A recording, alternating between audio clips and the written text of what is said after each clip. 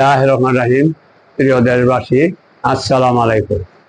আমি আজকে কথা বলবো বর্তমান নির্বাচন কমিশন সম্পর্কে।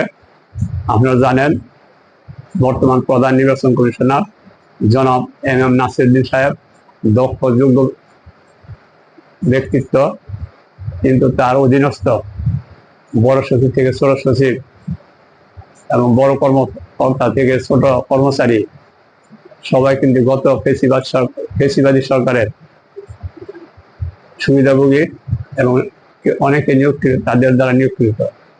এদের দ্বারা আসন্ন জাতীয় নির্বাচন সুষ্ঠুভাবে সম্পন্ন করা যাবে কিনা তার সময় বলে দিবে।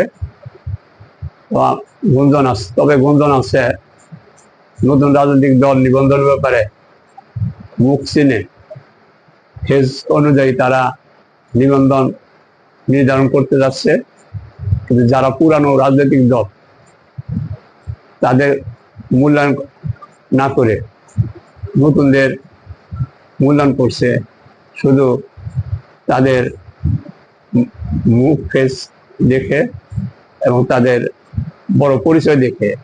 কিন্তু বিগত দিনে যারা ফেসিবাদের সাথে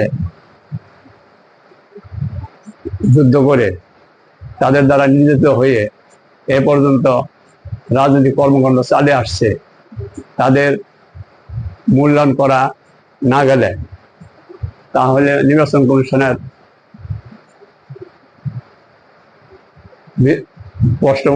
কষ্ট থেকেই যাবে। আমরা বাংলাদেশ রিপাবলিকান পার্টি বিআরপি 2016 সালে প্রতিষ্ঠা লাভ করে আজ পর্যন্ত রাজনৈতিক কর্মকাণ্ড আমরা করে আসছি। আমরা 2018 সালে ডক্টর কামাল হোসেন নেতৃত্বে ঐক্যফ্রন্টে থেকে ধানের শীষের পক্ষে আমরা নির্বাচন করেছি, কিন্তু তখন জানেন নুরুল হুদা সাহেব রাতেই ভোট সম্পন্ন করেছে, যার ফলে আমাদের সেই ফেসিবাদের কবলে পড়েছিলাম। এমন অবস্থায় আজও আমরা রাজনৈতিক দল করে আসছি, কিন্তু আমি বলছি যারা পুরানো রাজনৈতিক দল তাদের মূল্যায়ন করা দরকার। আমাদের এই যে এই পত্রিকায় দেখেন আমাদের ঐক্যফ্রন্টে আমরা ওই সময় আমাদের যে কাজ করছি তখন আমাদের এই যে পত্রিকা আসছে, তো বিষয়টা বিবেচনা করা দরকার। বাংলাদেশ রিপাবলিকান পার্টি পুরানো রাজনৈতিক পার্টি, তো সুতরাং শুধু ফেস দেখে মুখ দেখে নতুন ব্যক্তিত্ব দেখে বড় পরিচয় দেখে তাদের নিবন্ধন প্রদান করা এবং যারা পুরানো তাদের মূল্যায়ন না করা, এটা কিন্তু প্রশ্ন থেকে যাবে।